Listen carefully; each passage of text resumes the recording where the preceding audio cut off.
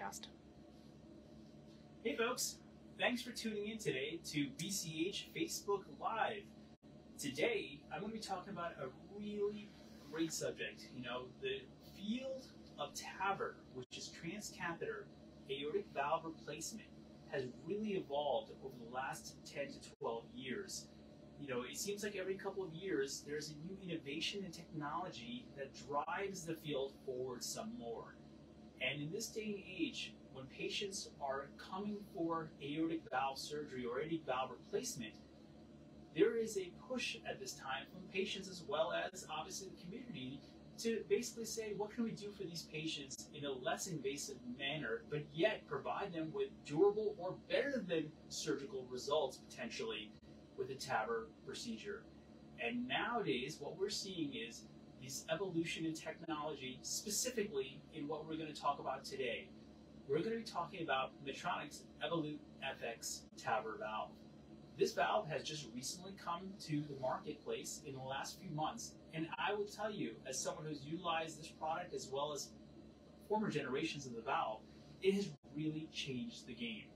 So with that being said, I'm going to show you a couple of slides here about why the Evolut FX is that much better than former generations of valves. And then we're going to talk about why would we use this valve in our lower risk or any risk patient population, about durability and how long this valve we think can last. So with that, I'm going to switch over to my left here. I'm going to move on to our first slide. So the Evolut FX system. So what it is this is actually the catheter that delivers the valve up to the heart. It's not the valve itself on this side, but rather the valve is here.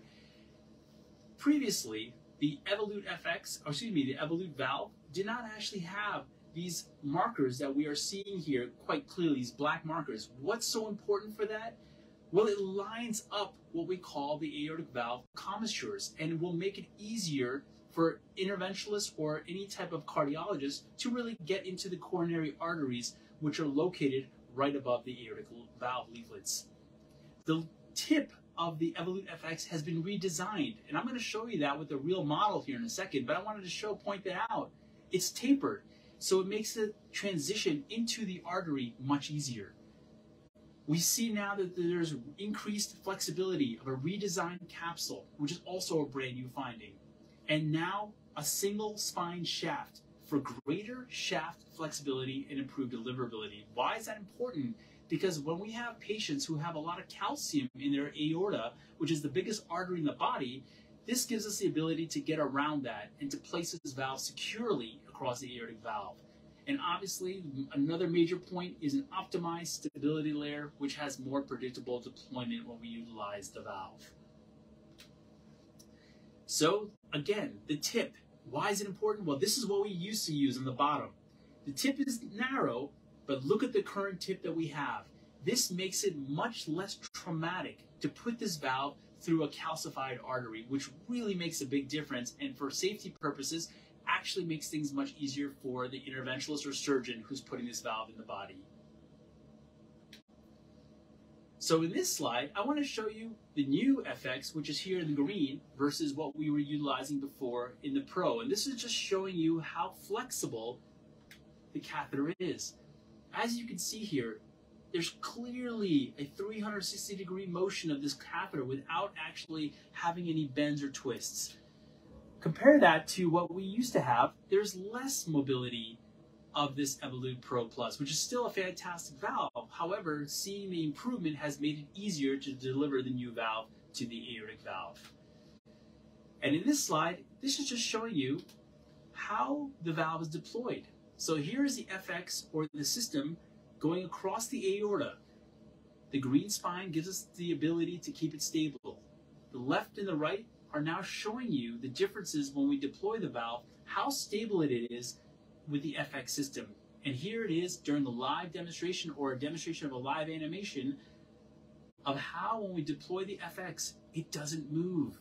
Compared to when we utilize the older valve system, there was diving of the catheter into the ventricle or pulling back. And you can see here, these are major differences that makes it easier for any operator to put this valve into place. I want to show everybody, this is actually the catheter that we utilize to put into the groin or the carotid artery or other areas into the body. This tip is the narrow tip that we were talking about. It's not sharp and it goes over a wire, but it's much easier to place into an artery of the groin or a carotid artery and goes much easier. This is the system itself, and we were talking about the spine itself. It is reduced one spine from the previous model, and I will tell you, it makes it much more flexible to get around a very, very tortuous aorta. This is very important because a lot of patients have calcified and tortuous aortas where these catheters used to be like this, very rigid. They didn't move. And nowadays, looking at the FX system, we can literally twist this and you can see how bendable this really is and how flexible it is. So it makes it much easier for us to place it around a patient who has a tortuous or calcified aorta. So a final saying at this point, what I really want to say is the take-home message should be, patients are nowadays lower risk, they're approved for TAVR, and they want TAVR. So we need to offer the patients the best possible therapy. Surgery is obviously indicated in many situations, but in patients who are candidates for TAVR, well, they'll often say, well, what's so big about this valve? Why should I get this valve and not the other type of valve or the other types of valves that are available in TAVR? Well, I'll tell you something. Durability is a big issue. It's a hot topic in TAVR world currently. The data behind this platform, the Evolut platform, is now extending nearly 10 years. We're seeing durable results with utilization of the Evolut TAVR platform over nearly a decade. And that's important because TAVR itself has only been approved for approximately that time. So in this day and age, when I talk to patients, especially the younger, low-risk patients, I would often say, what's the best valve for you? Not just today, but hopefully for the rest of your life.